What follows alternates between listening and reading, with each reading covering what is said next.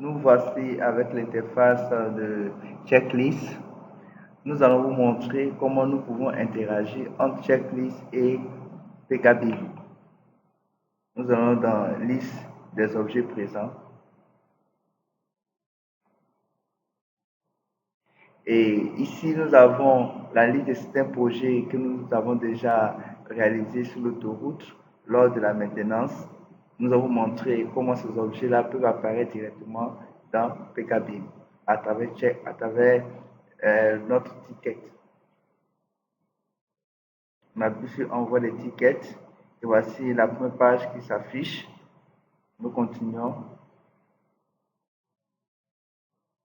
Nous prenons ticket avec objet, ici, site infra. Nous avons la possibilité d'écrire un message, faire un commentaire. S'il n'y a pas lieu, on peut l'envoyer directement. Et nous allons recevoir un message qui nous confirme que notre ticket a été bien envoyé. Et voici le message ticket envoyé avec succès. Après l'envoi des tickets par l'équipe sur le terrain, nous pouvons, étant au bureau, recevoir les tickets en temps réel. Pour ce faire, il faut se connecter à Genie. Voici les identifiants. On appuie sur connexion. Le symbole, le bonhomme qui est là, le petit vert, montre que nous sommes déjà connectés. Ce faisant, on va directement sur ticket et voici l'élément qui apparaît systématiquement. On fait un clic et nous avons à notre droite des onglets qui apparaissent. Une petite flèche vous en épaule. Un clic là-dessus et nous venons dans Accueil. Le support qui fait l'objet de la maintenance apparaît automatiquement. Nous faisons un clic, nous pouvons le zoomer et nous voyons l'élément en question qui apparaît. Donc, c'est une signalisation verticale. Nous allons voir le rapport. On vient dans liste de contrôle. On vient dans document et nous voyons le rapport, les photos qui ont été prises sur le terrain et le rapport provenant de checklist. On a toutes les informations relatives à ce panneau de signalisation verticale. Nous voyons les photos qui illustrent l'état. Ainsi donc, PKB interagit très facilement avec checklist et à travers ce mécanisme, nous pouvons faire la maintenance de tous les projets déjà réalisés.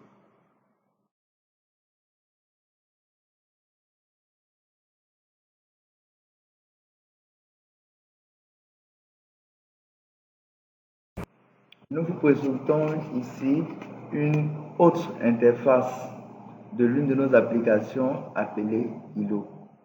ILO est une application pour le recensement des personnes, le recensement des parcelles et le recensement des bâtiments. Nous avons réalisé un projet entre Abidjan et Yamoussoukro. Et ici, nous avons le formulaire de la zone administrative. On a par défaut le district autonome de Yamoussoukro, le district autonome de Yamoussoukro, le département de Yamoussoukro, la sous-préfecture de Yamoussoukro, le village Oussoussou. C'est un exemple. Nous pouvons l'adapter en fonction des différentes régions. Et le village peut également changer, la sous-préfecture également. Nous allons vous montrer ensuite la définition des parcelles.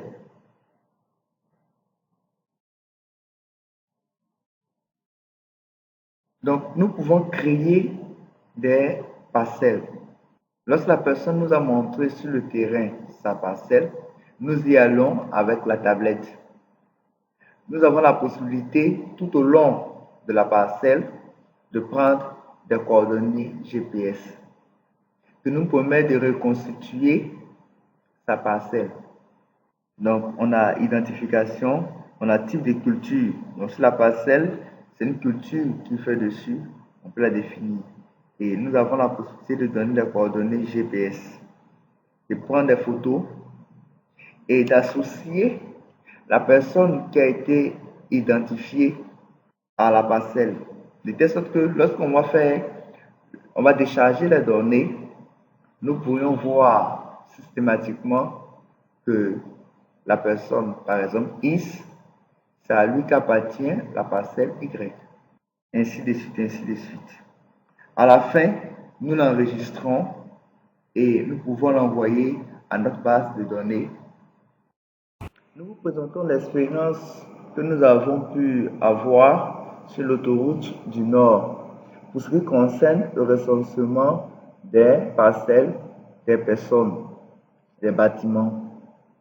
Avec l'application ILO que nous vous avons présentée récemment, nous avons pu recenser les parcelles et les données ont été transmises à Genie, qui est la base de données que vous pouvez l'observer à votre gauche. Ensuite, nous avons pu traiter les données, vérifier, voir s'il y a des erreurs à partir de PKBIM qui est à votre droite. À la conclusion de tout ce travail abattu, nous avons pu fournir à notre client des chiffres de décision.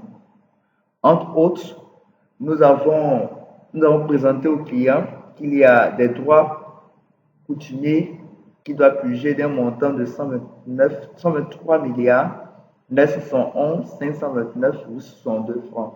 Une indemnisation des cultures d'un montant de 12 milliards 195 209 795. Une indemnisation des bâtis d'un montant de 129 milliards 610 802 500 francs.